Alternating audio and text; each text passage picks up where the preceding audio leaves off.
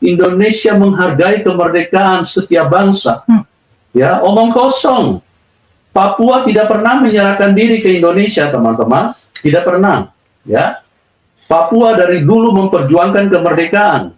Kekristenan kita dukung Papua merdeka. Ya, kita dukung Papua merdeka. Islam di Indonesia mendukung Palestina. Masa kita Kristen tidak punya hak mendukung Papua? Kasihan manusia-manusia di Papua ini, teman. Kasihan itu. Kita harus bersuara. Jadi tolong teman-teman, dukung dan sebarkan video ini ke seluruh umat Kristen. Di tengah perjalanan panjang sejarah Papua, yang penuh luka dan ketidakadilan, muncul suara dari mimbar gereja, yang menggugah nurani banyak orang. Pendeta Yusuf Manubulu, seorang rohaniwan Kristen, menyerukan agar umat Kristen di Indonesia, mendukung perjuangan kemerdekaan Papua. Ya, kali ini saya akan berbicara tentang Papua.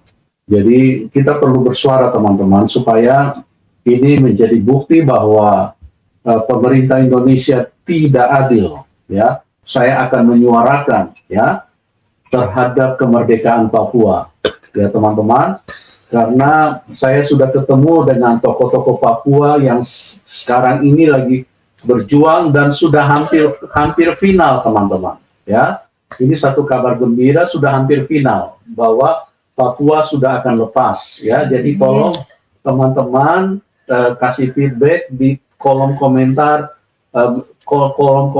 Berikan dukungan ya, berikan kalian setuju kasih komentar ya, supaya itu menjadi bukti bahwa kita mendukung ya Papua merdeka ya.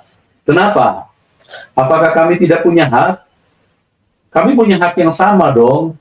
Kalian dukung Palestina, padahal Palestina tidak ada hubungan apa-apa dengan Indonesia ya, cuma karena dukungan agama ya.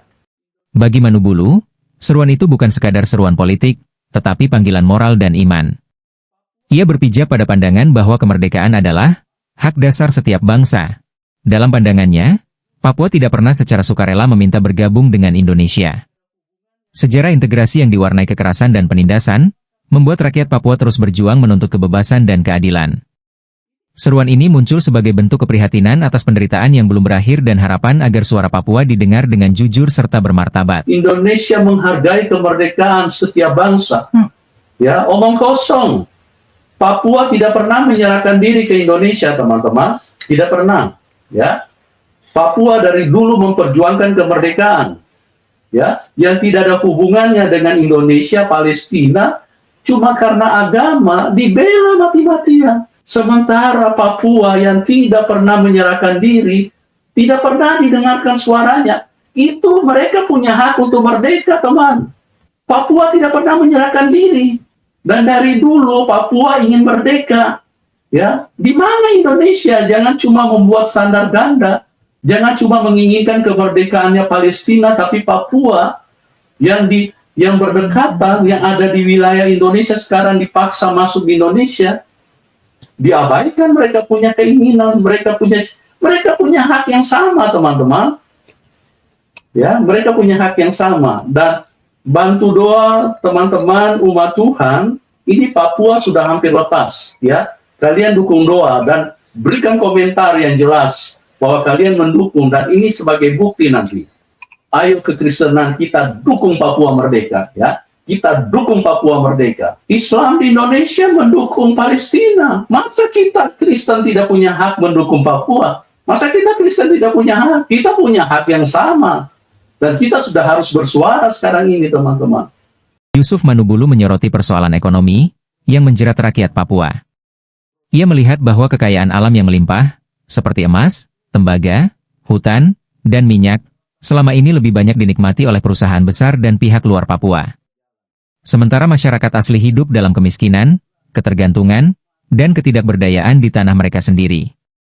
Bagi Manubulu, ketimpangan itu adalah bentuk ketidakadilan struktural yang nyata. Papua menjadi ladang eksploitasi ekonomi yang menguntungkan banyak pihak, tetapi tidak menghadirkan kesejahteraan bagi rakyatnya. Nangis saudara kita lihat ini, nangis. Pemerintah cuma gayaan, mikirin Palestina, kirim 10.000 ton beras. Tapi rakyat Papua habis harta kekayaan mereka. Tapi mereka miskin. Apa kalian tidak nangis ini, teman? Ya. Yang Arab sana, padahal itu cuma ulah teroris itu. Tapi Indonesia terus karena urusan agama kirim beras sampai 10.000 ton. Untuk apa? Untuk ambil hati dari Islam. Karena kalau sudah Islam didukung pemerintah. Ya, supaya apa? Pemerintah kalau memperhatikan Palestina, maka rakyat akan terus memilih. Tidak bisa, teman. Bagaimana begitu melaratnya rakyat Papua. Padahal itu tahun 2012, dari emas saja sudah 724 juta ton yang diambil. Saya iseng-iseng waktu itu coba hitung. Ya, saya hitung. Kalau kita hitung sekarang ini, teman-teman, kita anggap saja 1 gram itu 2 juta. Bahkan kadang ada yang di atas sampai 2.200.000, 2.300.000. Kita nggak usah muluk-muluk, kita ambil 2 juta saja. Ya, 1 kilo sudah berapa? Sudah 2 miliar, teman. Ya, 1 kilo saja sudah 2 miliar. Ya, 1.000 kilo nih, sudah 2 triliun. Ya, 1.000 kilo sudah 2 triliun. Ya, kalau 1 juta kilo sudah artinya 2 kuadriliun.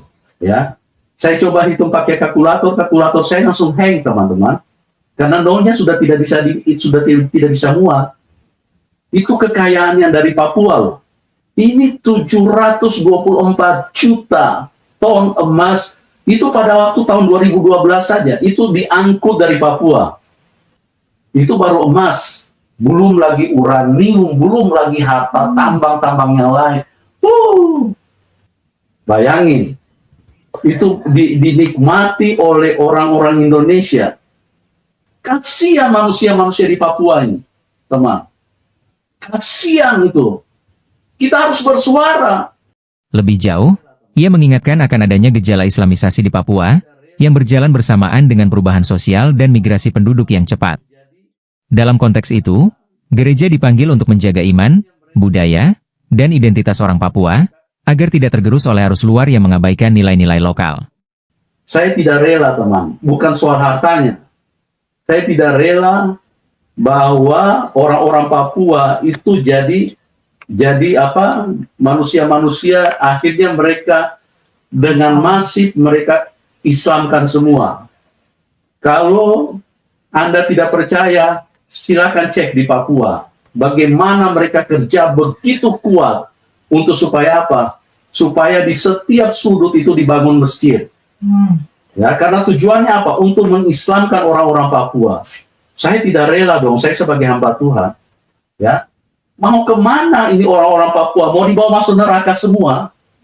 Oh no, teman, no, ya, karena tidak ada keselamatan di Islam.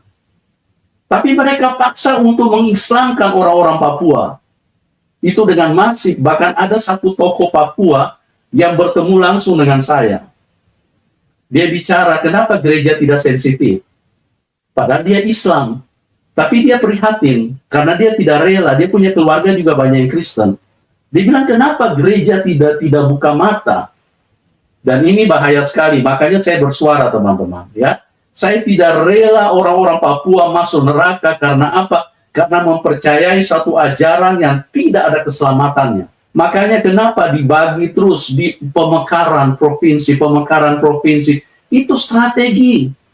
Ya, supaya mendatangkan pendakwa-pendakwa, ustadz-ustadz untuk masuk ke setiap pelosok, supaya orang-orang Papua semua nanti pada akhirnya jadi Islam semua.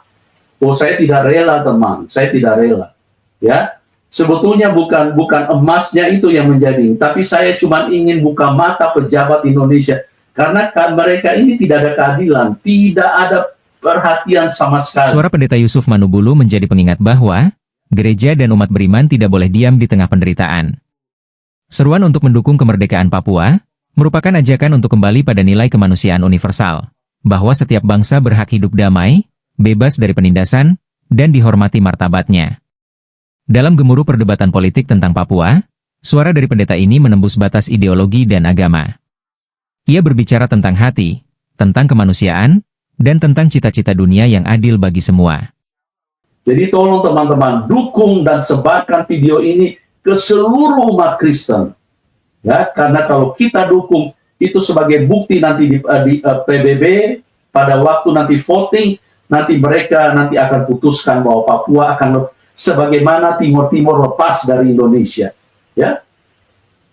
Jadi begitu teman-teman ya. Saya akan putarkan dulu satu peristiwa yang cukup memalukan dan cukup menghina rakyat Papua dan lambang Papua ya. Saya putarkan dulu videonya teman-teman. Namun video proses pembakaran itu viral di media sosial dan memicu reaksi keras dari sejumlah pihak. Salah satunya datang dari pihak Suama, anggota DPR Papua Tengah periode 2024-2029. Putra asli kampung Hoyang Distrik Kuakinarama, Kabupaten Mimika, Papua Tengah itu menilai tindakan tersebut melecehkan budaya dan mahkota yang dibuat dari burung cendrawasih, dari bulu cendrawasih itu dibakar. Itu lambang dari Papua, orang-orang Papua. Kenapa kalian mesti bakar itu? Ya, kalau memang kalian bermasalah dengan itu, kalian bisa bicara, panggil, jangan main bakar. Itu bakar itu satu penghinaan. Coba kalau misalnya bendera Indonesia dibakar, itu kan satu penghinaan teman. Ya, jadi berpikiranlah yang waras.